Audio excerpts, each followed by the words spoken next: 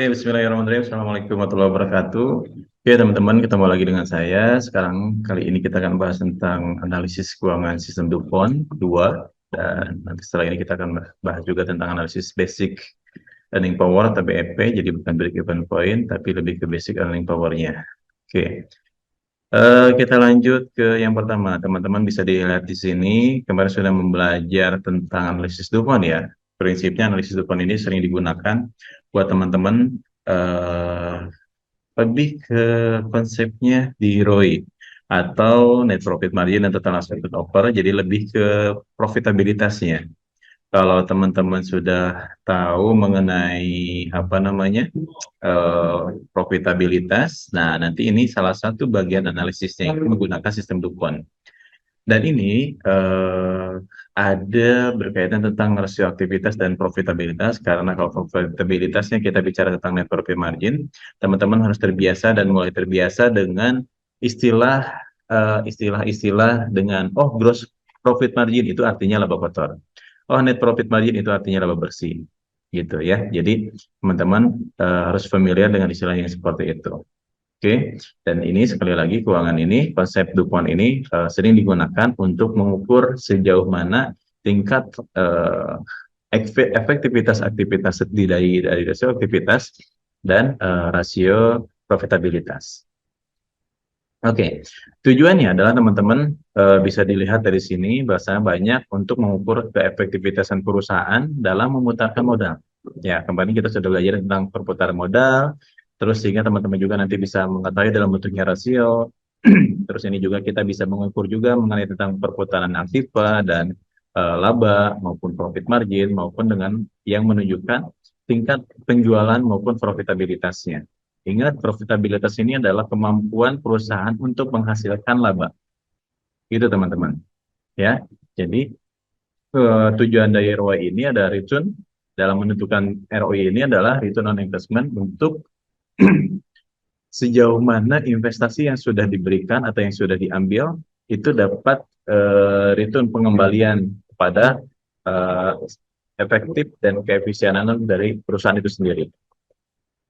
Oke, manfaatnya adalah teman-teman bisa lihat di sini, analisis DuPont ini adalah sebagai efisiensi produksi. Ingat, ada istilah efektif dan efisien. Tadi saya juga kalau bilang efisien, terus saya juga bilang tentang efektif.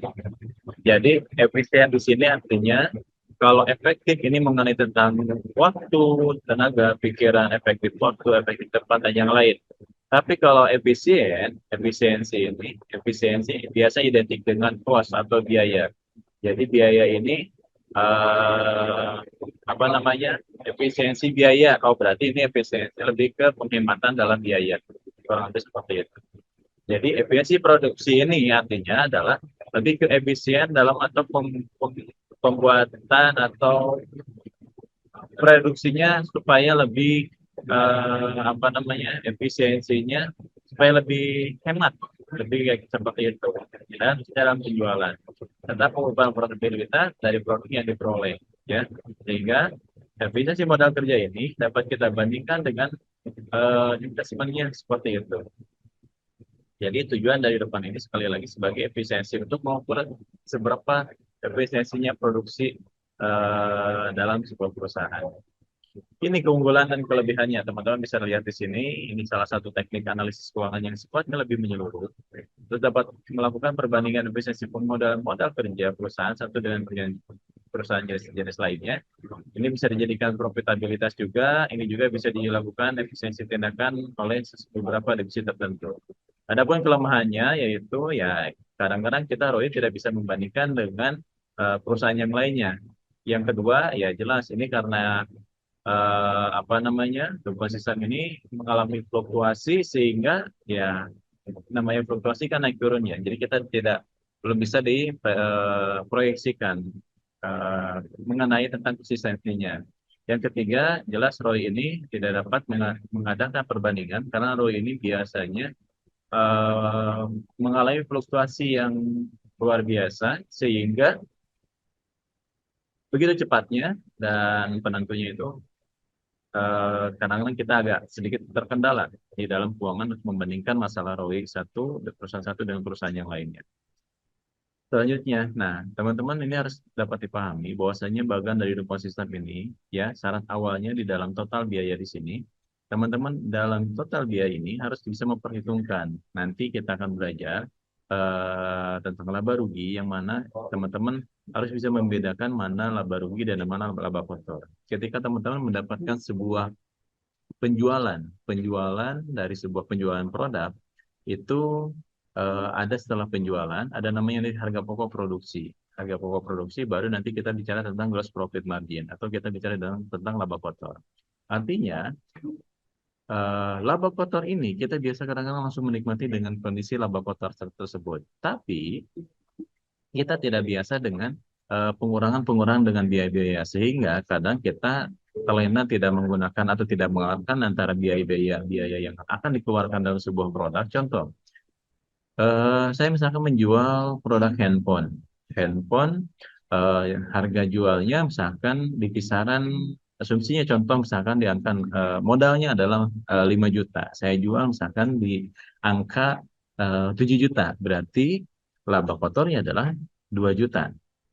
Ingat, modalnya atau HPP-nya 5 juta, saya jual 7 juta. Sehingga laba kotornya, gross profit margin-nya sebesar 2 juta. Contoh seperti itu. Nah, terkadang kita langsung menikmati dengan 2 juta tersebut tanpa mengurangi beban-beban biaya-biaya seperti itu. Nah, artinya banyak biaya-biaya yang harus dikeluarkan, baik biaya promosi, biaya sewa, biaya tempat, biaya karyawan, biaya tenaga kerja, biaya listrik, dan biaya-biaya yang lainnya, itu harusnya sebaiknya dikurangi dulu, termasuk biaya pajak. Itu termasuk biaya pajak, terus selanjutnya apakah kita modal kita ada beban pinjaman ke perbankan apa tidak, nah itu pun sama seperti itu teman-teman. Jadi itu harus dikurangi dari beban-beban dulu, biaya-biaya dulu semuanya, setelah dikurangi beban-beban biaya dan yang lainnya, baru nanti akan ada muncul EAT, earning after tax, artinya pendapatan setelah pengurangan beban-beban, dikurangi beban-beban bunga yang ada pinjaman, dikurangi beban-beban dengan pajak. Jika itu sudah dikurangi itu semua, baru itu dikategorikan earning after tax atau kita kenal dengan net profit margin atau laba bersih. Laba bersih itu yang yang harus kita nikmati. Terlepas nanti laba bersih itu mau dimasukkan ke dalam modal atau mau dimasukkan ke dalam apa namanya ya dimasukkan ke dalam modal atau maupun diberikan ke aset disimpan di aset lancar maupun di aset tetap, artinya nanti teman-teman bisa fokus untuk memasukkan laba yang didapat dimasukkannya ke mana. Contoh, oh laba bersihnya ternyata setelah dikurangi beban-beban itu sekitar 700.000, ya itu 700.000 yang dapat dinikmati. Dan ini kebalikannya, jika kita menikmati langsung tadi dengan laba kotornya, kita langsung kita nikmati, besar kemungkinan akan mengganggu cash flow, akan mengganggu modal, akan mengganggu laba laba yang akan didapatkan, jelas. Akan mengganggu modal, pada akhirnya akan pengurangan modal tersendiri, maupun dari arus kasnya, maupun dari persediaannya. Itu konsekuensinya kalau kita banyak menggunakan atau menikmati keuntungan dari laba kotor seperti itu, gross profit margin. Jadi harus kita menggunakan net profit margin, kurang lebih seperti itu. Jadi nanti teman-teman pun harus memahami betul bahwasanya banyak kas ini ada aktiva lancar dan ada aktiva tetap. Jadi kalau aktiva lancar ini berkaitan tentang perputaran yang sangat tinggi, artinya secara cepat. Jadi nanti ada arus kas itu nanti akan ada terbagi dua, ada cash on hand, ada cash on deposit atau cash on bank. Cash on hand artinya kita memegang tangan uang tunai. Kalau cash on bank berarti uang kita yang ada di bank. Bisa dalam bentuk tabungan, deposito, ataupun surat berharga maupun obligasi, itu masuknya ke dalam aktiva lancar. Begitupun nanti ada piutang maupun nanti ada persediaan, yang mana ketika ada kas itu meningkat, ya berarti persediaan menurun. Begitupun nanti persediaan meningkat, nanti kasnya itu pun akan menurun. Artinya seimbang, harus balance. Kalau kasnya meningkat, persediaannya meningkat, itu impossible. Artinya kasnya meningkat, pasti persediaan menurun. Nah, yang bahaya itu adalah persediaan menurun, kasnya menurun. Nah, ini uangnya kemana? Nah, biasa rata-rata seperti itu. Makanya ada istilah capek gawe nggak kepake, atau kita udah bisnis banyak segala macam, tapi uangnya nggak ada, berarti itu tidak balance antara persediaan dengan arus kas. Pokoknya harus ada konsistensi di antara persediaan itu menurun, berarti arus kas harus meningkat. Berarti kalau misalkan persediaan menurun, arus kas juga menurun juga, berarti itu ada penyimpangan di situ. Nah, selanjutnya nanti ada aktiva tetap. Aktiva tetap ini kita bicara tentang aset tetap, bisa dalam bentuk bangunan, bisa dalam bentuk kendaraan maupun mesin gitu. Dan yang lain itu yang sifatnya physically-nya ada, tapi nanti nilainya akan berkurang. Dan aktiva lancar jika ditambahkan dengan aktiva tetap ini dikategorikan atau masuk ke dalam total aktiva. Nah, sehingga nanti total aktiva ini seimbang dengan penjualan. Jika ini seimbang, ya ini nanti perputaran totalnya ini akan menjadi baik. Secara investasinya akan baik. Namun, jika total aktifnya meningkat, penjualan menurun, ini akan bahaya. Jelas, ini akan bahaya. Karena apa? Oh, berarti kita lebih banyak asetnya dibandingkan penjualannya. Kalau penjualannya meningkat, ya total aktiva meningkat, itu balance bagus. Itu bagus. Maka sehingga perputaran ROI-nya, investasi di sininya sangat baik. Itu teman-teman. Ya, jadi poinnya adalah bagan DuPont sistem ini yaitu bagan yang dirancang untuk memperlihatkan hubungan antara pengembalian atas investasi maupun perputaran aktiva dan margin laba. Itu menurut Brigham. Ya, seperti itu dan Mas Tuan. Sehingga DuPont ini kalau dalam uraiannya ini lebih ke ROI, return on investment ini merupakan salah satu rasio yang mengukur laba ya dengan mengukur besarnya perputaran aktiva perusahaan. Seberapa efektifkah perputaran aktiva ini? Ini diukur salah satunya dengan menggunakan rasio return on investment. Kurang lebih seperti itu. Nah, ini contoh laporan keuangan PT Nippon Indosari Korpindo periode 2012 sampai 2014. Jadi nanti teman-teman bisa lihat di sini. Ini mulai kas, persediaan aktiva lancar, total aktiva, ada utang lancar, begitupun sampai EAT. EAT ini adalah earning after tax atau kita kenal dengan net profit margin. Ini fungsinya nanti untuk melihat, ukur seberapa efektif dalam sebuah investasi. Maka dari itu nih teman-teman kalau bisa lihat di sini, ada yang pertama mengenai tentang debt ratio. Rasio yang digunakan untuk mengukur seberapa besar perusahaan mengandalkan hutang untuk membiayai asetnya. Tidak menutup kemungkinan setiap perusahaan memiliki aset, tapi dia memiliki beban dan hutang. Ya, gitu. Kalau misalkan asetnya meningkat, otomatis biasanya hutangnya pun meningkat. Kenapa hutangnya meningkat? Karena biasanya daripada modal yang tergerus untuk membeli aset, lebih baik modal tersebut dimasukkan ke dalam modal untuk persediaan atau bahan baku untuk produksi lagi. Nah, untuk kepemilikan asetnya baru biasanya menggunakan hutang dari bank. Tapi ini harus seimbang antara hutang dengan aktiva. Baru nanti muncul. Kalau hutang meningkat, aktiva meningkat, ya itu bagus. Tapi kalau hutang meningkat, aktiva menurun, ya berarti ini something wrong lagi. Kemana nih dananya? Kurang lebih seperti itu. Tapi untuk mengukur rasio tersebut, yaitu dilihat dari debt equity ratio. Gitu. Oke, lanjut ini contohnya. Jadi ini masih batas wajar antara total hutang dengan total aktiva. Dan total hutang harus biasanya lebih kecil dibandingkan total aktiva. Kalau total hutang lebih besar daripada total aktiva, ini rasionya akan pasti di atas 100. Kalau di atas 100, ini sudah kategori tidak sehat. Kalau masih di bawah 50, ini masih kategori sehat. Rasio ini. Karena hutangnya tidak melebihi dari total aktivanya. Itu. Sekali lagi, kalau total hutang ini melebihi daripada total aktiva, berarti itu perusahaan sudah tidak sehat. Jadi banyak aset-aset yang tidak produktif. Itu yang teman-teman harus pahami mengenai tentang BR. Selanjutnya, teman-teman ini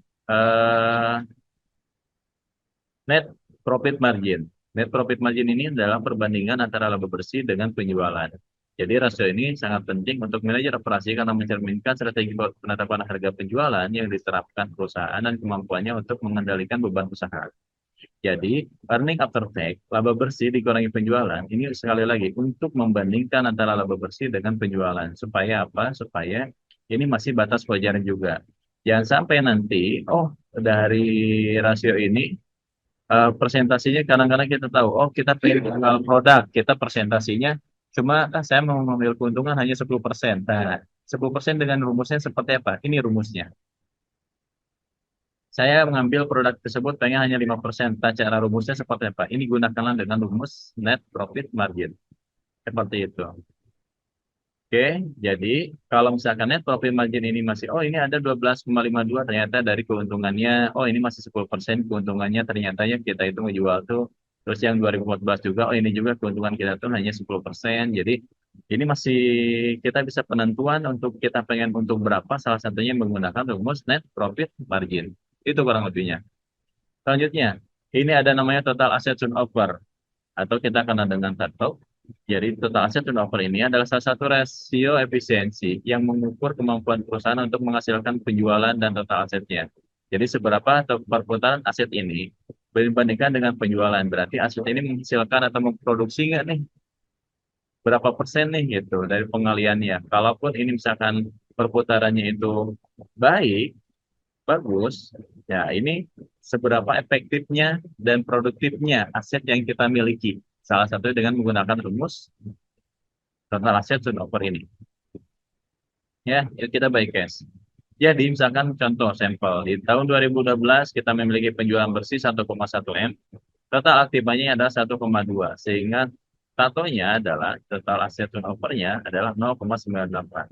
Masih wajar nggak? Masih make sense nggak? Itu masih wajar. Berarti perputaran aset yang kita miliki menghasilkan 1 kali lipat. Artinya masih seimbang dengan seperti itu.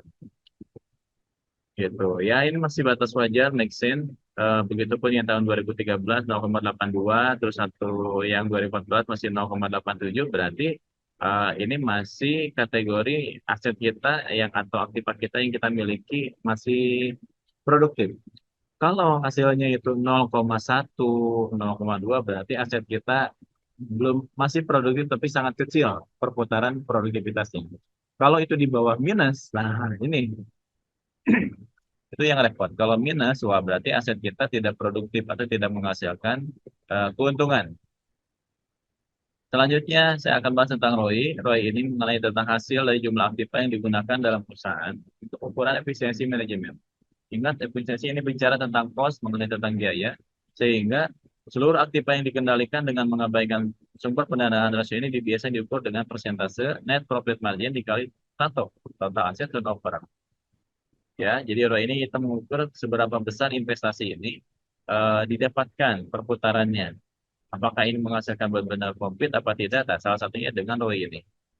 Nah, contoh hal kecil kayak gini. Ini ROI eh, tadi NPM-nya kita tahu 12%, tatonya ada tadi 0,98, sehingga ROI-nya sekitar 12,26, berarti oh ini masih sekitar investasinya ini masih kategori sehat, 12,26. Semakin kecil ROI-nya, semakin kecil juga pendapatannya, profit perusahaan. Itu teman-teman. Kalau ini semakin kecil profitnya, ROI-nya, apalagi ini sampai minus, berarti perusahaan tersebut sudah tidak sehat. Seperti itu. NPM sekali lagi ini untuk menentukan apa namanya tingkat keuntungannya mau berapa persen. Satu ini adalah tingkat perputaran asetnya yang sangat produktifnya ada berapa persen.